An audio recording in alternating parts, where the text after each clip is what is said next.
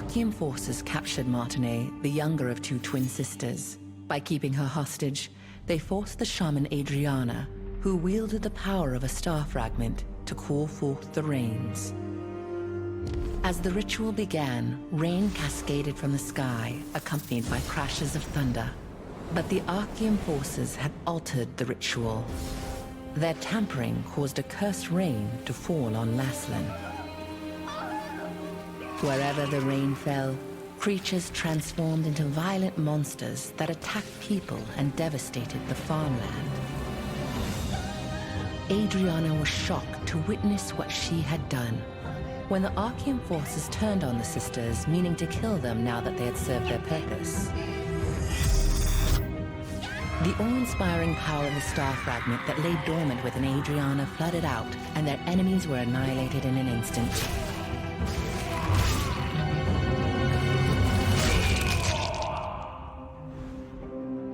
In the aftermath, Adriana was beset by unspeakable disfigurations, swallowed by guilt over her role in causing the cursed rain.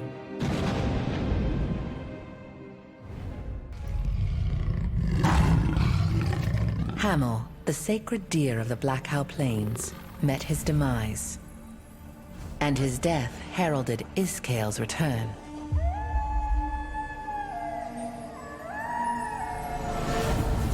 Those who fled from the wolves found themselves isolated in the Abbey. Iskael, with the power of the star fragment and backed by a pack of ravenous wolves, set upon them. While the people cowered in terror, Henry rose to the occasion. He had always admired Hamel's courage, and he took heart from it now, urging the others to escape. As Henry desperately battled against the wolves, Iskael rushed towards him. Henry knew of Iskael's weak point. Hamel had come to him in a dream, showing him what he needed to know, and so Henry hurled his torch at the bottles of lamp oil in the storeroom. The oil ignited instantly, and with each fiery explosion, the very ground beneath their feet trembled. Henry was caught in the flames, along with Iskael. All that remained when the others returned to the Abbey were the bones and ashes of Henry and the wolves. Now the people of Castleton hold a wolf hunting contest every year to honor the courage and sacrifice of the young hero. 10 years ago, craftsmen in the employ of the Archean Legion secretly visited the resistance soldiers at the observatory, offering a huge reward for aid in stealing gems from the goblins. The soldiers, who were suffering through a famine, were overwhelmed with temptation. All but 3 of them left the camp. While the guards were away, the waiting Archean battle platoon readied for the attack. Watch Captain Henson understood the situation all too well. He told the 3 remaining guards to flee, and one of them, Ruffalo, escaped into the woods with his head hung low. Battling against an endless sea of enemies, the 2 remaining guards died horrible deaths. Henson, who lost an eye, rose again each time he fell, sword held high. Just as Henson, gravely wounded, neared his own death, Ruffalo returned. He had not fled at all, but instead brought reinforcements who drove back the enemy forces. Although the bravery of Henson and his men saved many lives, he blamed himself for the death of the soldiers and resigned as watch captain. 10 years later, he still quietly defends the front lines and is admired and respected by the local resistance forces.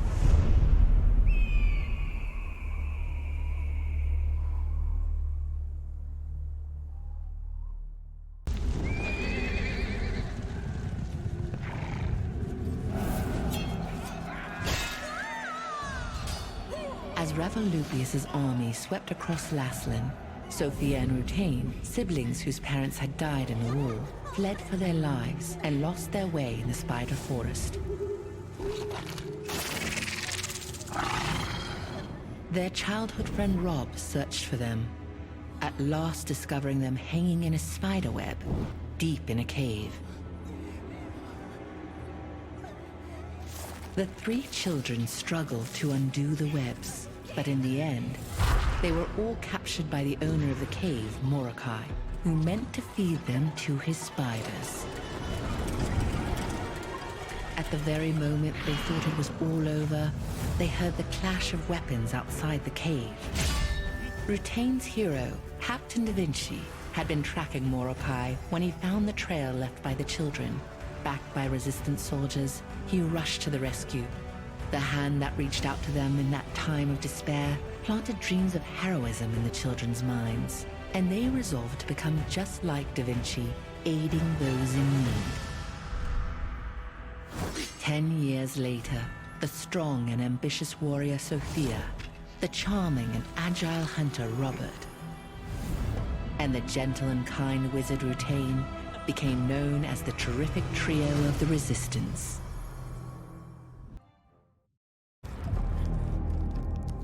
While being bitten by a vampire, Ezekiel was saved by Scala, the monster hunter.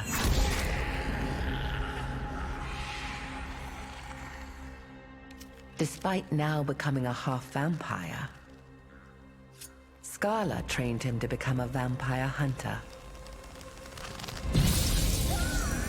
Scala would later be killed by Baron Leonardus, a powerful vampire lord. Ezekiel vowed to avenge her.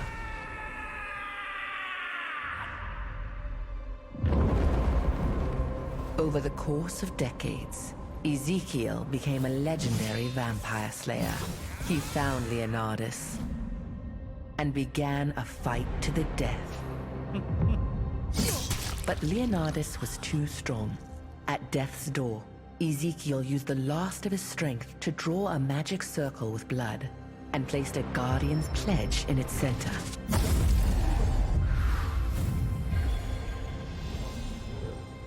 With his soul now infused in the pledge, Ezekiel became a guardian, protecting others from vampires. Vernon, the Lord of Stoneguard, who colluded with Archeum, exploited the inhabitants and ruled over them with an iron fist. The Resistance raided and seized the Vernon Archeum's army's cargo and distributed it among the people. One day, an extraordinary girl and 2 dwarves came to visit Vernon. The girl said that if she received funding, she would use it to find a legendary stone called the Heart of the Ancient Golem, build a giant golem, and subdue the Resistance. Though originally filled with doubt, Vernon ended up giving her a substantial sum after watching her golem's performance. The girl's company unraveled the secret of the monolithic boulder. Along the way, a rock struck Henderson and rendered him unconscious. Although they were chased by Chernobog and braved many perilous adventures, in the end, they acquired the stone.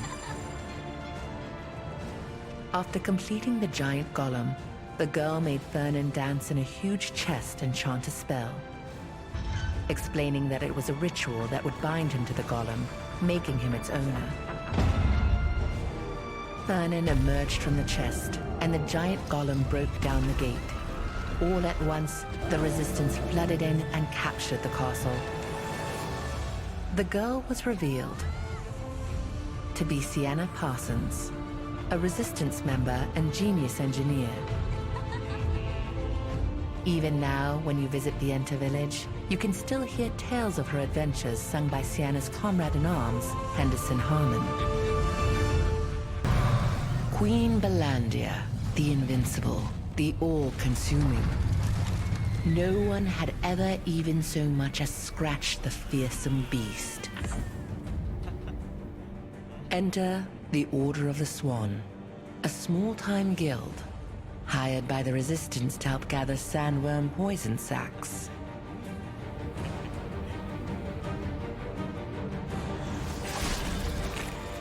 While the Resistance soldiers were mopping up the sandworms, they were suddenly dragged into the sand beneath their feet. One of the swans, rowing, fell into the vortex. All at once, Queen Belandia reared up, writhing in pain. Rowan had morphed into a violet phoenix and burst free from Queen Belandia's carapace, freeing everyone trapped inside.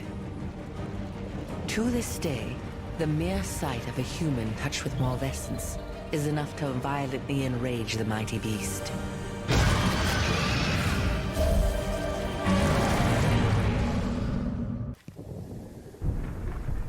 One stormy night, 6 Shadowmancers gathered atop a tower. Envious of Junobote's demonic covenant, they summoned their own demon. Resiath offered sweet words and whispered promises. They killed each other to win her favor.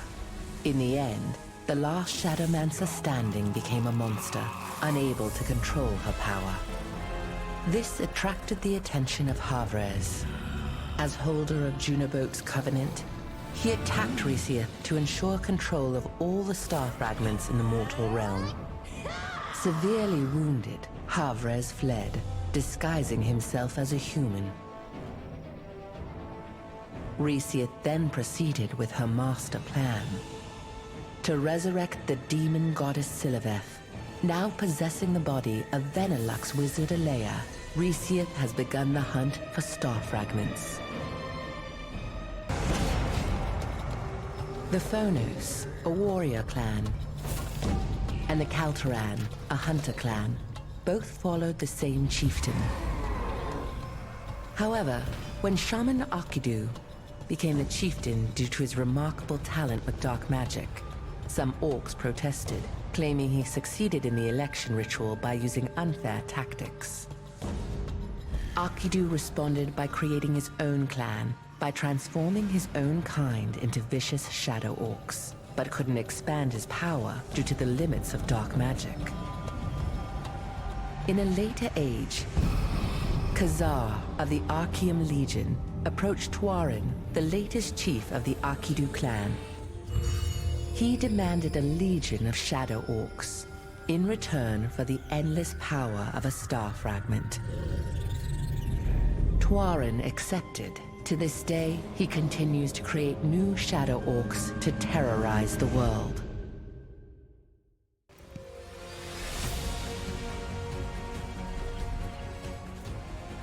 For eons, countless wars have been fought throughout Silesium to acquire the Star of Siliveth, a mana stone of immense power.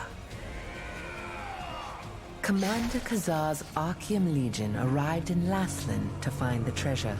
Khazar then tasked Calanthea to find the hidden Star of Siliveth fragments. With the ones she found, she used their power to awaken scores of the dead in northern Laslan. The Resistance, led by Commander Da Vinci, barely managed to stop their attack, which was only a fraction of the Archeum Legion's might. Even now, most of Silesium remains trapped within Archeum's shadow.